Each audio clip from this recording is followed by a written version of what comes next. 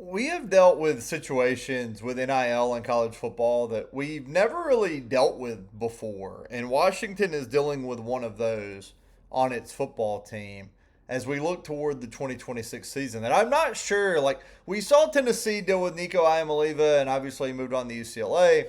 Now we're kind of dealing with the opposite of that.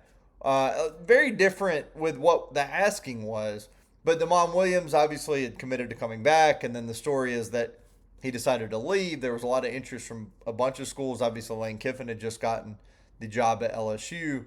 Then there were all kinds of things that came out. Washington was very upset, was not going to release him from his NIL deal, and he ended up staying. So Damon Williams, one of the more established quarterbacks in college football, is a Husky. The question is, how has all that worked out over the offseason? And they're going to be asked about it a million times. And I'm sure Washington fans are absolutely tired of hearing about it. But I think that's where you have to start when you talk about Washington. And we are talking about the Huskies today on the You Think You Know Sports podcast. Appreciate you guys listening. You can find this podcast just about anywhere that you can find podcasts. This all started with a TikTok page with over 10,000 followers. We branched out to other social medias as well. We also have our website going, youthinkyouknowsports.com. So hope that you guys will check us out on all those different places. But we're talking about Washington today. Damon Williams was a 3,000-yard passer last year, 25 touchdowns, 8 picks. There's a lot of advanced stats I want to get into on him.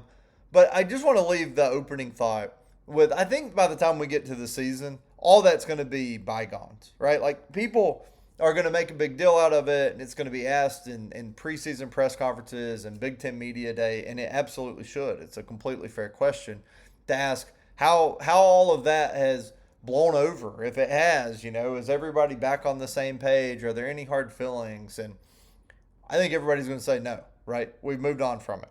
And if you start winning, nobody's going to care, right? But I do think it's interesting because it's not something that we've really dealt with in college football. I can't remember of a case just like this that has happened, not a memorable one in college football. So, Williams last year, obviously great numbers. Against Ohio State, Michigan, and Oregon, 2 touchdowns, 5 picks. Nobody was good against those 3 teams, but Damon Williams obviously would love to play better in big games. He's also got to get some help from those around him. He was a 40% deep ball thrower last year, 9 touchdowns, 4 picks on deep balls. He was a 75% passer in a clean pocket. So if you protected him, he was going to be able to pick you apart. Damon Williams was going to be able to get it done if you left him in a clean pocket. 56% completion percentage under pressure, 6 touchdowns and a pick.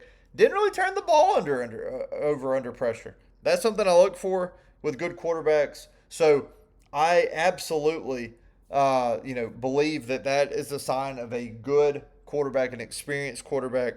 You'd love to see, not a huge drop between the under pressure percentage and the one in a clean pocket, but there's going to be one for everybody. And a 56% completion percentage under pressure, very high. So not even a concern at all. That is a very high completion percentage when you have pressure in your face.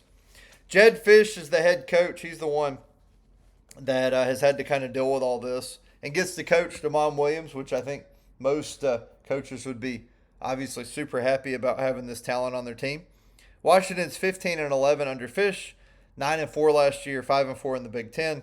This is obviously year 3 for him. They averaged 31 points per game last year on offense and 392 yards per game, number 55. So their points per game kind of outpaced what you would expect based on their yards per game. Defensively, we'll go ahead and give the defensive stats here. They allowed 19 points per game, number 14 in the country, and 319 yards per game, number 21 in the country. There are a lot of options at running back, whether it's going to be Quade Carr, whether it's going to be Jaden Lamar, Trey Cooley. I believe Cooley and Lamar missed the spring recovering from injuries. Receiver, you've got Desmond Roebuck, who was a freshman All-American last year, 42 catches, 560 yards, 7 touchdowns. Rasheed Williams battled a ton of injuries last year. He is back for this team as well. They've also got tight end Decker DeGroff, who is back, uh, or DeGraff, who had 360 yards, 2 touchdowns last year, right? So I can't read my own handwriting here. So, having him back gives another piece to this offense. So there are receivers on the outside for Williams. 4 offensive linemen are back as well. I always think that that's huge. We'll see what happens on the offensive line if there are any changes there. But having all of that continuity back is a good thing. On defense, they have 3 starters back: Alenus Davis, Jacob Lane, Alex McLaughlin. They've brought in Darren Conley from Ball State. Deshaun Watts has come over from Sacramento State. So there are some key players. Those are both defensive linemen. Linebackers, they've brought in several guys as well who are going to come in and compete. And Emmanuel Carnley began his career with Fish at Arizona. He's a defensive back. He has come over now. You've got Dylan Robinson back. He had 5 starts as a freshman for the Huskies last year. So, there is some experience, even though only 3 returning starters technically, according to CBS Sports, which I kind of use their analysis there on returning starters to label these teams. But obviously a little bit more experience than maybe what it shows there on the defense. And I'll add, going back to the linebackers, the majority of the linebackers are all players who are back. Zaire Alexander, Jacob Manu are both back on this team. So even there are guys who have been Huskies and have played under Fish, which is going to be a good thing for this program. The schedule starts with 4 very winnable games. Obviously, the Apple Cup game against Washington State is now the opener, with Washington State not being in the Big Ten. Utah State in the second week, September 19th, they play Eastern Washington, and then they host Minnesota on September the 26th. Then the schedule gets real when they go to USC to play in LA against the Trojans on October 3rd. Iowa, October 10th. Obviously, it's going to be a very defensive game when you play the Hawkeyes. At least that game is in Seattle, one of the hardest places to play in college football. They play at Purdue on October the 17th. And then a bye week, October 24th. They play at Nebraska, October 31st. Host Penn State November 7th. Play at Michigan State November 14th.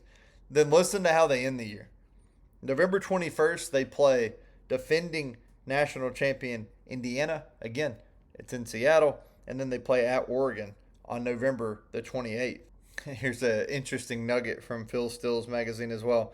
Washington's won 11 straight weeks before playing Oregon. So that Indiana game, circle it. Who knows, man? That is a fun stat there. But I think this is a team that is in the middle of the Big Ten that absolutely could surprise a couple teams this year. They've got the quarterback. I think they're right in that USC, Michigan, Penn State, Iowa kind of part of the Big Ten. It is going to be very interesting to see, with a few little changes on offense, despite having the majority of the starters back, what that's going to look like. And then if this defense can come together and be as good as they were last year, where they were top 15 in points per game allowed. If they do that, I think Washington's going to possibly be a 9 or 10 win team. They were a 9-win team last year through bowl season. So I believe that this is a team that you don't want to play in the Big Ten and could surprise you a little bit. I'd love to hear your thoughts on the Huskies.